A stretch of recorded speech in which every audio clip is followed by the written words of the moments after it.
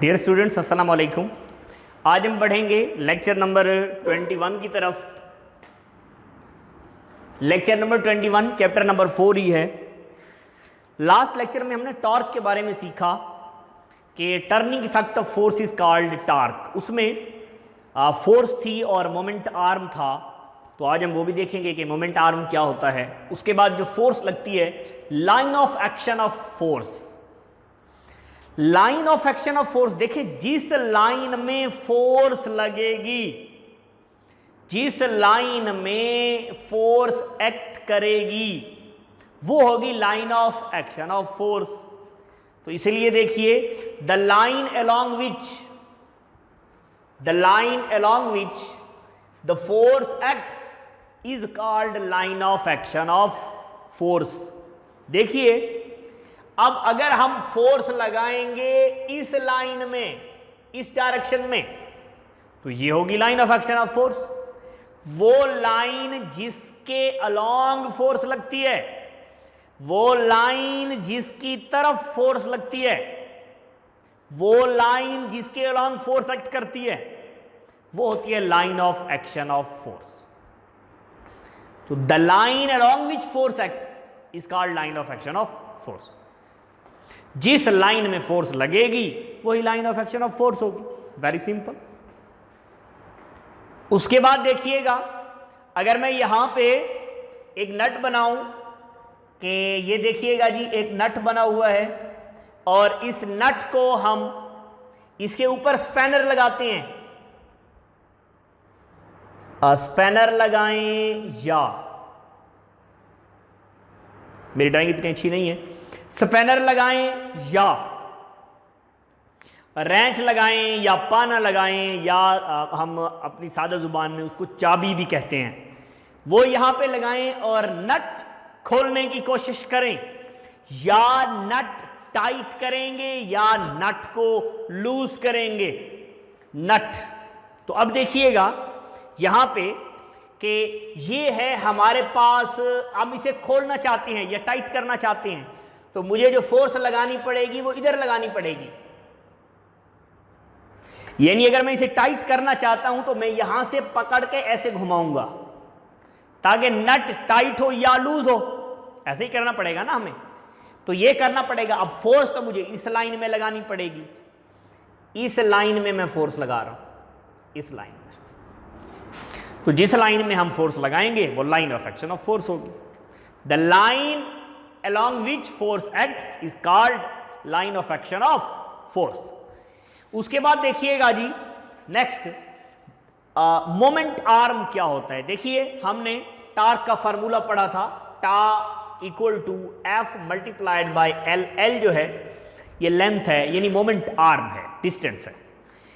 तो अब ये कहां पे होगा, यहां पे जरा डायग्राम में भी हम समझेंगे। The perpendicular distance between axis of rotation, दो चीजों के दरमियान ये डिस्टेंस है, एक्सेस ऑफ रोटेशन और line of action of force.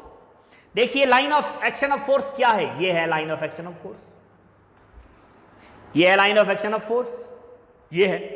और एक्सेस ऑफ रोटेशन, जिसके इर्द गिर्द नट घूमेगा, पेच के इर्द गिर्द नट घूमेगा, यहां पे नट इधर ही घूमेगा, चाहे हम उसे टाइट कर रहे हो, चाहे लूज कर रहे हो, चाहे नट को टाइट कर रहे हो, चाहे नट को खोल रहे हो, इसी जगह के इर्द गिर्द घूमेगा। तो आप यहां पे देखिएगा, एक्सेस ऑफ रोटेशन है, ये line of action of force है। एक्सेस ऑफ रोटेशन और ये line of action of force. दोबारा सुनिएगा, ये एक्सेस ऑफ रोटेशन क्यों है, ये एक्सेस ऑफ रोटेशन क्योंकि नट इसी जगह के इर्द गिर्द घूमता है। ये है एक्सेस ऑफ रोटेशन, वो लाइन जिसके इर्द गिर्द बॉडी घूमती है वो होता है एक्सेस ऑफ रोटेशन। तो ये एक्सेस ऑफ रोटेशन, ये line of action of force. Axis of rotation और line of action of force के दरमियान परपेंडिकुलर डिस्टेंस, ये है एक्सेस ऑफ रोटेशन और ये line of action of force. दोनों के दरमियान परपेंडिकुलर डिस्टेंस, परपेंडिकुलर का मतलब होता है 90 के एंगल के ऊपर। तो दोनों के दरमियान जो परपेंडिकुलर डिस्टेंस है, इसे हम कहेंगे मोमेंट आर्म। आपने सिर्फ इतना याद रखना है, ये एक्सिस ऑफ रोटेशन है, ये line of action of force, वो लाइन जिसके अलोंग फोर्स लगती है। तो एक्सिस ऑफ रोटेशन और line of action of force के दरमियान परपेंडिकुलर डिस्टेंस क्या होता है? Moment arm. क्या होता है जी? Moment are.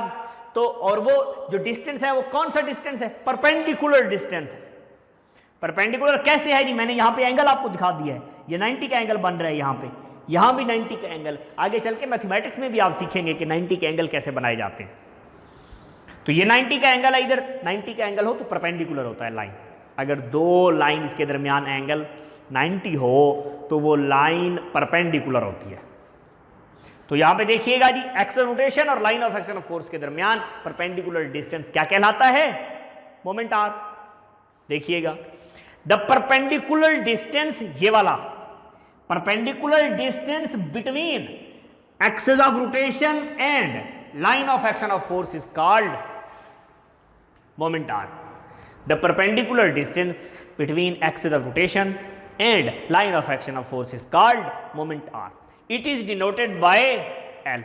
ये किससे डिनोट किया जाता है? L से। और चूंकि लेंथ है तो मीटर इसका यूनिट होगा। उसके बाद देखिए जी, प्रिंसिपल ऑफ मोमेंट्स।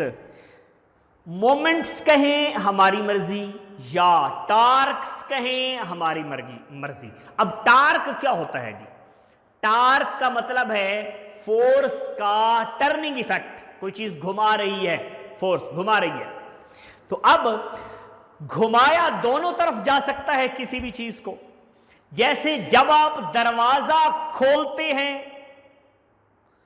तो दरवाजा और तरफ घूमता है, और जब आप डोर क्लोज करते हैं तो और तरफ दरवाजे को घुमाते हैं। यानी फोर्स, अगर मैं सामने वाले दरवाजे को खोलना चाहता हूं, मुझे नजर आ रहा है आपको नहीं आ रहा, अगर वो दरवाजा मैं खोलना चाहता हूं तो मैं अपनी तरफ फोर्स लगाऊंगा। अगर मैं उसी दरवाजे को बंद करना चाहता हूं तो मैं इस डायरेक्शन में फोर्स लगाऊंगा।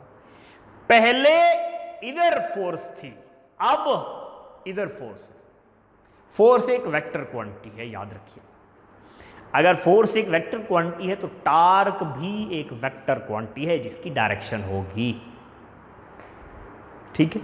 अब अगर फोर्स इधर लगेगी तो टार्क की ये डायरेक्शन होगी, अगर फोर्स इधर लगेगी तो टार्क की ये डायरेक्शन होगी, और है भी बिल्कुल अपोजिट। ठीक है जी। टार्क का दूसरा नाम है मोमेंट ऑफ फोर्स। तो मोमेंट्स कहें या टॉर्क्स कहें एक ही बात है। मोमेंट्स और टार्क्स एक ही बात है। तो प्रिंसिपल ऑफ मोमेंट्स, टार्क्स का असूल, मोमेंट्स का असूल। क्या असूल है जी टार्क्स का? A body is balanced, body balance condition में होगी if sum of clockwise moments, अगर clockwise torques acting on the body is equal to sum of anti clockwise torques. Clockwise torques और एंटी क्लॉकवाइज टार्क्स आपस में बराबर हों तो body balance हो जाती है, बॉडी बैलेंस हो जाती है, बॉडी बैलेंस हो जाती है। यानी अगर इस डायरेक्शन में लगने वाली फोर्स और इस डायरेक्शन में लगने वाली फोर्स बराबर हो तो ना तो दरवाजा हम बंद कर सकते हैं और ना ही दरवाजा खोल सकते हैं।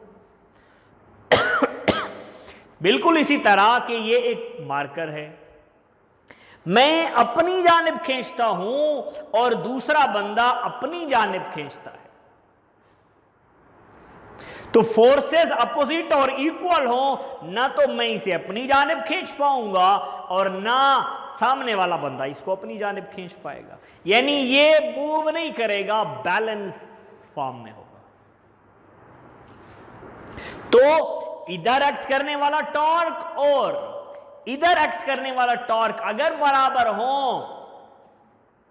मूव नहीं करेगी बॉडी, बल्कि बैलेंस्ड फॉर्म में होगी। अब अगर हम इसकी मिसाल दें, टार्क क्या होगा? देखें, क्लॉकवाइज में ये होगा कि ये एक सर्कल है और इस सर्कल में अगर आप इस तरफ आते हो, इस तरह बॉडी को मूव करवाते हो, तो ये क्या होगा? क्लॉकवाइज टार्क होगा, क्लॉकवाइज, क्योंकि ऐसे ही होता है ना, यहाँ पे 12 लिखा होता है, यहाँ पे 1 2 3 4 5 6 7 8 9 10 11 और 12, ये मैंने पूरा क्लॉक बनाया हुआ है। तो क्लॉक में क्या होता है जी, इस तरफ आप जाते हो हमेशा, 1 2 3 4 ऐसे सुई घूमती है क्लॉकवाइज।